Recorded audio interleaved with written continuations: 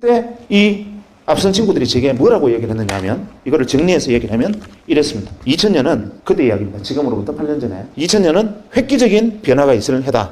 왜냐하면 1000년 이전에 새로운 1000년이기도 하고 1900년 이후에 새로운 100년이기도 하고 1990년 이후에 새로운 10년의 시작이기도 하기 때문에 거대한 패러다임 시프트도 일어날 거고 산업, 문화, 모든 측면에서 정치 체제까지 다 바뀔 거다. 2000년은. 이번에는 큰 변혁이 온다. 문제는 어떻게 오느냐. 이거를 논점을 생각해보자. 이게 그 현명한 친구들의 이야기를 조합해보면 이거 있습니다. 이 친구들의 주장은 이겁니다. 2000년 이전에 멀리 갈 것도 없고 산업혁명 이후에 한 200년간 인류 문명이 이렇게 오다가 여기서 갑자기 이렇게 발달하는데 이 인류 문명을 일으킨 큰 힘은 뭐냐면 기계다. 모두가 동의하는 이야기입니다. 기계 문명이다. 문제는 기계가 문명을 건설을 했는데 인간이 기계의 주인이 아니고 기계가 인간의 주인인 시대였다. 이게 문제였다. 이렇게 말을 합니다. 이때의 구호는 여러분들은 잘 모르시겠지만 2000년 이전에 우리 사회의 가장 일반적인 구호는 닦고 조이고 기름치자였습니다. 무엇을? 기계를. 누가? 사람이. 거대한 공업단지 콤비나트를 만들어 놓고 인간은 곳곳에 몽키 스패너를 들고 앉아서 혹시 기계가 고장날까봐 혹시 어디가 막힐까봐 어디가 셀까봐 기계의 안녕을 위해서 인간이 봉사했습니다. 그 과정에 숙면을 들이마시고 인간은 폐암에 걸려 쓰러지고 중금속 오염이 돼서 미나마땅 이따이따병 걸려서 자빠지지만 그래도 그때 인간의 희생은 기계 문명의 번성을 위해서 해야 될 당연한 희생이었습니다. 지금 여러분의 어머니 세대의 그때 꽃다운 청춘들은 청계천에 벌집 같은 공장에 앉아서 몸을 웅크리기도 힘든 작은 곳에서 재봉틀을 돌리면서 봉제 공장에서 일을 해야 됐고 그것을 못 견뎌서 밖에 나가서 기름을 끼얹고 분신을 해도 그것은 조국의 번영과 조국의 민족의 중흥을 위해서 나아가는 이 길에서 생긴 이탈자에 지나지 않았습니다. 기계가 주인이었고 그 기계가 만들어낸 문명이 인간을 학대하고 인간을 부리던 시대, 이게 2000년 이전이었고 이 기계 문명의 가장 큰 특징은 그런 가혹함도 있었지만 제일 큰 문제는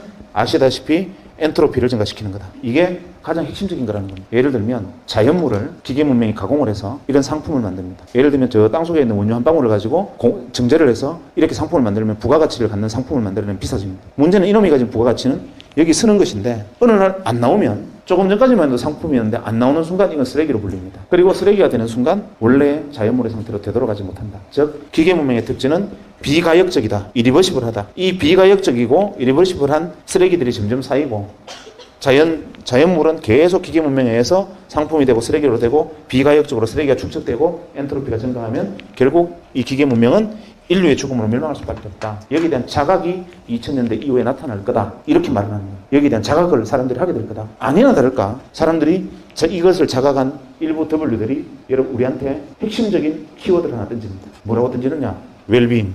이게 W의 목소리인데 그걸 모릅니다.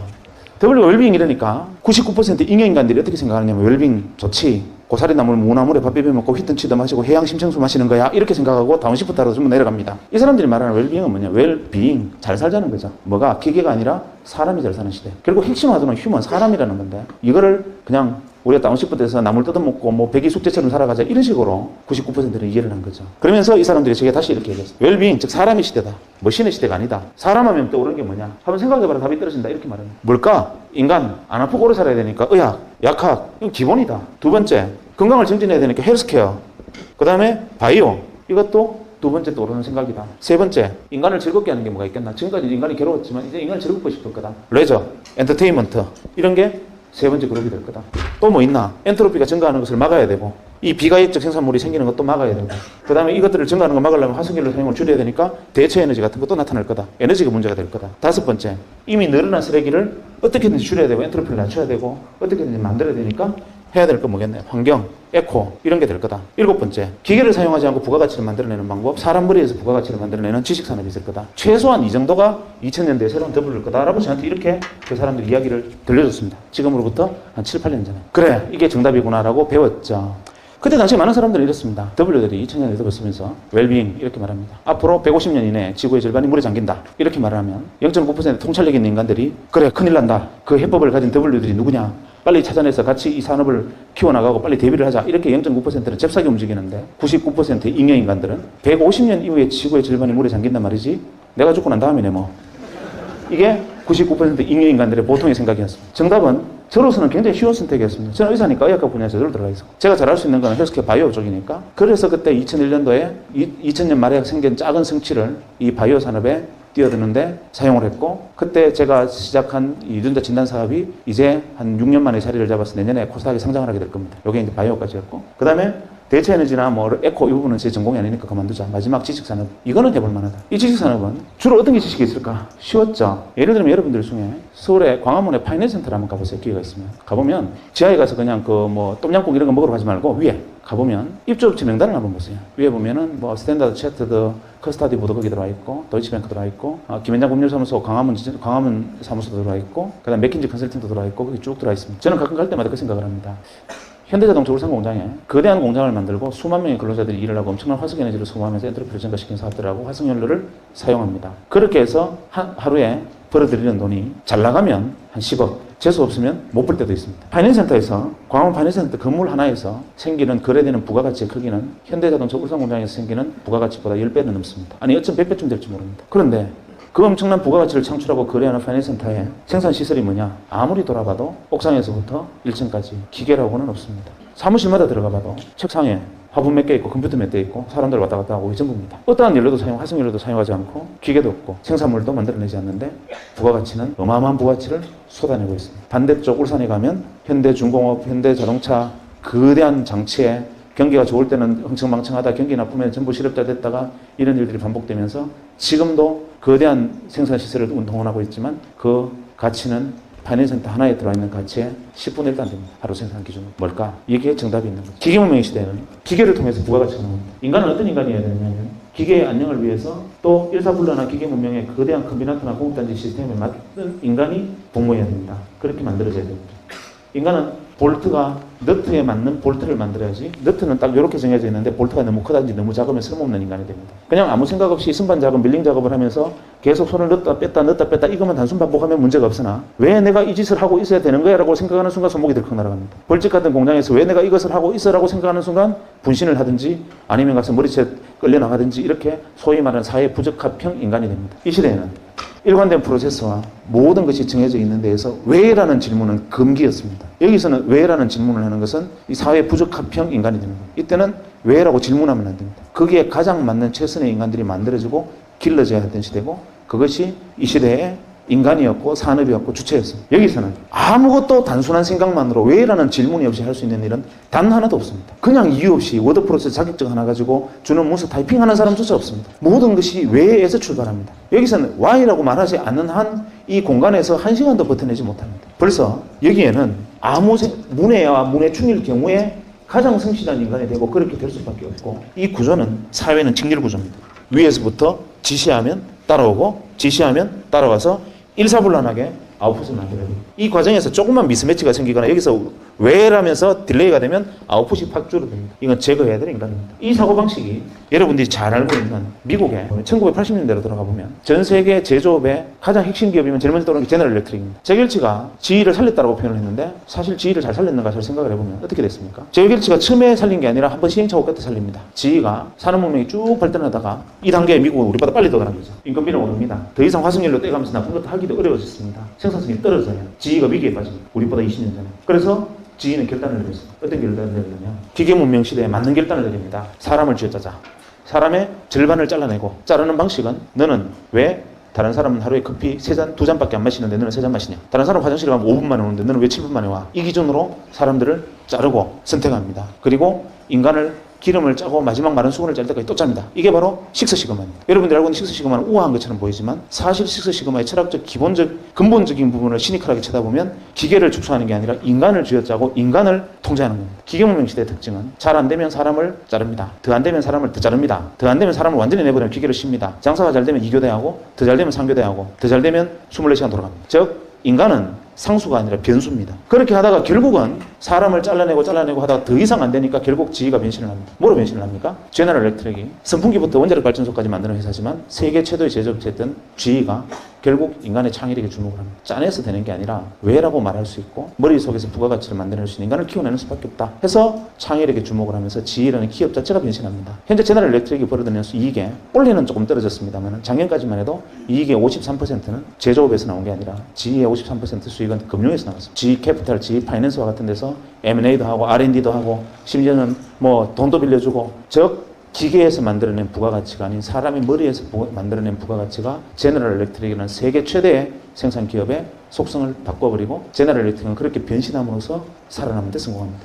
그러나 우리나라 기업들이 여기 와서 문제 부닥칩니다. 이제 와서 문제 부닥칩니다. 이 안에서 살아남고자 하는 대표적인, 제가 이거는 망해라고 생각하는 기업들은 있지만 학생들 앞이니까 그런 얘기는 큰일 날 거고, 잘 바뀌었어라고 생각하는 게 대표적으로 포항제철 같은 포스코를 봅시다. 포스코는 우리가 알고 있는 기계문명 시대의 가장 대표적인 기업입니다. 붉은 고로에 코크스를 떼서 쇳물을 녹여냅니다. 그리고 어마어마한 에너지를 소모합니다. 그런 포스코가 환경기업이다 이렇게 표현하면 말이 되는 소리입니까? 아닙니다. 그러나 포스코는 분명히 환경기업입니다. 포스코는 파이낸스 공법이라는 공법을 만들었는데 연료를 15% 정도 덜 사용합니다. 세계 모든 조선소보다 원료를 15% 덜 사용하니까 연료비 절감이 문제가 아니라 어떤 이익이 생겼느냐면 조선소 기준으로 할당받은 탄소 배출량에서 여유가 생겼습니다. 이제 한 20% 정도까지 이 연료를 덜 사용하다 보니까 탄소 배출권이 20% 정도가 남았어요. 그러니까 탄소 배출권 시장에서 포스코가 탄소 배출권을 팝니다. 황당하지 않습니까? 세계에서 가장 많은 에너지를 많이 소모하는 기업인 포스코가 자기 혁신을 통해서 탄소 배출권을 여유를 남겨가지고 탄소 배출권 시장에 가서 유럽에 가서 자기 탄소 배출권 팔아먹습니다. 이제는 하다 그것도 아니니까 무슨 짓을 하느냐면 발생한 탄소를 바다에 땅을 파서 거기다 탄소를 묻어버리는 지금 사업이 뛰어들고 있습니다. 그 다음에 포스코가 연료를 또 줄이기 위해서 무슨 짓을 하느냐면 우리나라에서 풍력발전과 조력발전에 가장 앞서 있는 기업이 한국전력이다 잘못 알고 있습니다. 포스코입니다. 풍력발전과 조력발전까지 뛰어들어서 이미 환경, 소위 말하는 에코, 녹색 그린 자켓을 입고 돌아다닌 지가 오래됐습니다. 그래서 그 중무장대산업 포스코가 지금 워렌 버핏이 투자해놓고도 더 많이 투자하지 못해서 안타깝다는 평을 들을 만큼 변신에 성공합니다. 여기에 속한 기업이 이 옷을 입고 바뀌어간 것이죠. 이런 것들이 바로 우리가 보아야 할, 큰 버드뷰로 보아야 할 변화와 인식들입니다. 과거에는 직렬구조, 위에서 밑으로 일사불란하게 지나가는 게 중요했다면 지금은 병렬구조여야 합니다. 직렬구조에서는 왜라는 질문이 없습니다. 거물코처럼 이어진 병렬구조는 수많은 사람들이 평등한 네트워크로 낮추고 몸을 낮추고 같은 레벨에 서서 서로 왜라는 질문을 던지다 보면 그 왜가 뭉쳐서 거대한 창의성이 됩니다. 직렬이 아닌 병렬, 수직이 아닌 수평, 이런 시대가 벌어지고 있는 거고, 그러다 보니 과거에는 나는 여기에 서거나 여기에 설 수밖에 없었지만 지금은 때에 따라서는 동일한 선상에 설 수 있고 때로는 CEO만큼 중요한 역할과 중요한 의문을 나도 던질 수 있는 사람이 되기도 합니다. 대신 나 한 사람이 그렇게 잘나서 나 없다고 세상이 잘 돌아가는 세상도 아닌 게 됐고, 그래서 이런 시대를 가르쳐서 우리는 웹 2.0의 시대라고 부르기 시작했습니다. 이것도 99%의 마인드로 보면 웹 2.0의 시대 좋지, 뭐 메타 검색, RSS 같은 게 대표적인 것이지, 위키피디아 봐, 수많은 사람들이 뭐 의견을 올리니까 뭐 브리테니카를 뛰어넘는 지식이 생기잖아 라는 것이 상투적인 99%의 생각이라면, 진짜 웹 2.0 99%의 1%의 생각은 무엇이냐면 사람들이 병렬로 이어졌을 때 그 병렬의 거물고 사이에서 일어나는 수많은 왜라는 창의력들, 그 생각들이 뭉쳤을 때 그야말로 개별지성이 아닌 집단지성의 승리가 오는 시대가 바로 이 시대다라는 것을 생각하면 여러분들이 지향해야 될 바는 너무나 뚜렷하게 앞에 던져져 있습니다. 그러나 문제는 무엇이냐면 지금 현재까지 제가 여러분에게 한 이야기는 어디까지나 또 오늘로부터 뒤로 10년의 이야기였습니다. 지금 저는 상당히 좀 고민에 빠져 있습니다. 2008년이 벌써 중간쯤 접어들고 있고 또 한 1년 정도 지나면 어느새 2010년에 접어듭니다. 분명히 지금 누군가는 지금 제가 말하고 있는 것이 아닌 새로운 W를 들고 나올 겁니다. 내가 보지 못하는 세상을 보고 내 생각이 닿지 못하는 곳에 생각이 미친 사람들이 지금 오늘 제가 한 이야기가 아닌 상상도 할 수 없는 어떤 이야기를 들고 와서 또 뭐라고 주장을 할 텐데, 저는 두려운 것이 그 사람 이야기가 돈키호테야 이렇게 들릴까 봐 걱정스럽고 그게 안 보이는 게 고민입니다. 지금쯤이면 새로운 또 W가, 앞으로 10년 후의 W가 슬슬 실체를 드러내고 보여야 되는데 이게 지금 제 눈에 안 보입니다. 그래서 굉장히 요즘은 마음고생이 심합니다. 어떨 때는 밤에 잠이 안 옵니다. 왜냐하면 이걸 못 보면 불과 1년만 지나면 또 유기물이 되잖아요. 그래서 농담이 아니라 진짜로 저는 올여름부터 다시 또 사람을 만나러 다닐까 싶습니다. 그래서 또 많은 사람을 만나고 또 이야기를 듣고 귀를 기울이고 생각과 판단을 빌리고 지혜를 모아서 또 다음 세상을 내가 정리하고 내 파일에 담아가야 되겠구나. 나는 어차피 1% 인간이 아니니까 다른 사람의 능력과 지혜를 모아서 또 그것을 빌려서 뛰어들어야겠구나 하고 고민을 하고 있습니다. 그래서 한 다음 달쯤부터는 제가 신문사에 요청을 했습니다. 중앙일간지에 내가 사람 만나서 하는 인터뷰를 할 테니까 직격 인터뷰를 하는 형태로 신문 한 면을 달라. 그래서 오늘 마침 오케이 하고 오는 길입니다. 왜냐하면 중앙언론사 인터뷰를 제가 맡게 되면 내가 만나고 싶은 사람 아무나 만나도 되니까. 그래서 쉽잖아요. 그래서 만날 수 있으니까 그 도움이 될 거다. 두 번째, 지금 우리가 생각하는 이상의 다음 10년은 또 뭔가 튀어나올 거다. 이런 것들을 준비하기 위해서 내가 경험해보지 못한 세상들을 경험해야 되고, 내가 몰랐던 세상들은 계속 뛰어들어요. 두려워하지 말고. 내가 모르고 있던 것, 그 세상은 어떻게 돼? 난 그거 잘 몰라. 이러면 들어가 봐야 됩니다. 아니 난 그거 모르는 거야 이러지 말고. 그래서 옛날에 피터 드러커는 현대 경영의 아버지 피터 드러커가 이런 무식한 말을 했습니다. 기계문명의 시대에 합당할 때 이런 말을 했죠. 세상에 가장 어리석은 인간은 자기가 잘하는 것을 제일 잘하는 것을 더 잘하려고 그러지 않고 잘 못하는 것을 잘하려고 노력하는 인간이 제일 무식한 인간이다. 그래서 현대 경영학은 자기가 제일 잘하는 것을 더 잘하려고 노력해서 송곳처럼 뾰족한 사람이 돼야지 잘 못하는 것을 더 하려고 노력하는 것은 어리석은 일이다. 이게 피터 드러커 이야기입니다. 어느새 우리는 통습을 이야기합니다. 무슨 소리 하느냐? 네가 하고 있는 그것이 그냥 기술 단순한 테크닉으로 잘 나가지 않으려면 그것에 통찰을 키워주고 직관을 키워주기 위해서 네가 하고 있는 것들이 아닌 모든 것들을 알고 그런 생각들이 그물처럼 연결되어서 네가 할 수 있는 일에 대해서 버드 위로 내려다보는 큰 통찰을 남겨줄 것이다. 통습의 시대다. 옛날에는 송곳의 시대라면 이제는 통습의 시대다. 이렇게 말을 하고 있지 않습니까? 그러니까 여러분들은 지금 저보다 훨씬 많은 고민에 빠져 있어야 됩니다. 왜냐하면 이제 저는 40대 중반이니까 아니면 말고 그냥 뭐 유기물이면 됐대. 유기물도 좀 폼나는 유기물이니까 이제 됐잖아. 이렇게 해도 그만입니다. 하나 이제 여러분들은 어떻게 보면 자기 생에서 내가 꿈꾸고 내가 생각했던 것을 실제로 실행해 볼 수 있는 처음 단계에 막 발을 들여놨습니다. 인간은 20대에는 무엇인가를 하기 위한 준비를 하는 단계고 30대는 그 준비된 것을 가지고 실행하는 것이고 40대는 실행된 것을 지키는 겁니다. 40이 넘어서 무엇인가를 실행하는 것은 불가능합니다. 그래서 공자는 40을 유혹이 없는 나이 불혹이라고 그랬습니다. 30에 실행하지 못하면 40은 존재하지 않습니다. 문제는 20에 준비되지 않으면 30에 실행되지 않습니다. 그래서 지금 여러분은 하루하루가 너무나 소중하고 하루하루가 자기 미래 생활을 결정하는 어떻게 생각하면 정말 오늘 내가 이 자리에서 그냥 가만히 앉아 시간을 보내고 있다는 사실이 진저리가 날 정도로 현재의 모습에 대해서 자각을 해야 됩니다. 제가 이만하면 먹고 살만하지 않습니까? 직업이 의사고 뭐 나름대로 폼나는 일도 많이 하고 돈도 좀 벌었는데 뭐가 답답해서 앞으로 10년이 뭘까를 고민하고 또 사람 만나러 다녀야 되겠다 이렇게 생각을 하고 있는데 하물며 여러분은 제가 10년 후에 어떤 W가 있겠습니까? 이제 2년 후에는 어떤 것이 주인이 되겠습니까? 라고 물으면 여기 있는 사람 중에 아무나 손 들고 나와서 내 생각은요? 라고 2시간 동안 이야기할 수 있어야 됩니다. 학생은 앞으로 2년 후에 W가 새로운 W가 어떤 거라고 생각하나요? 라고 제가 질문을 던지면 제 생각에는 이렇고 이런 이유로 해서 내가 생각할 때는 이것이 새로운 W가 될 것 같아요 라고 이야기할 수 있는 준비가 되어 있느냐? 라고 제가 여러분에게 물었을 때 여러분 준비되어 있습니까? 그런 준비가 돼 있어야 되고 최소한 그 준비를 하기 위해서 치열해야 됩니다. 그러기 위해서는 자각과 자기애가 필요하고 자기를 철저하게 치열하게 사랑해야 되고 자기를 믿어야 됩니다. 그래서 자기 안에 있는 창의성, 나를 아끼고 사랑하면 내가 가지고 있는 버려진 재능들이나 내가 가지고 있는 작은 것들이 남들이 인정해주지 않는 것 하나하나가 소중하고 그 안에서 내가 잘할 수 있는 것들을 찾아낼 수 있고 그것이 어쩌면 시대의 주인으로 나를 만들어줄지 모릅니다. 제일 중요한 것은 그래서 자기를 사랑하는 거고 그 마음으로 다른 사람을 사랑하고 그 생각들이 여러분의 미래를 만듭니다. 지난해 타임즈의 표지 모델이 누구였든지 기억하고 계시죠? 바로 유. 타임즈 표지 모델이 사람이 아니었고 바로 손가락이 딱 그려져서 유 이렇게 돼 있었죠. 의미심장한 겁니다. 예전에는 특정 엘리트 한 사람을 원래 인물로 뽑았지만 지난번에 타임즈는 여기 있는 한 사람 한 사람 당신이 바로 원래 인물입니다. 중요한 이야기를 던진 겁니다. 여러분 한 사람 한 사람이 우주고 여러분의 창의성을 어떤 식으로 키워나가느냐에 따라서 여러분의 시대의 주인이 될 수도 있고 잉여인간이 될 수도 있습니다. 선택은 여러분에게 있습니다. 그래서 고맙습니다.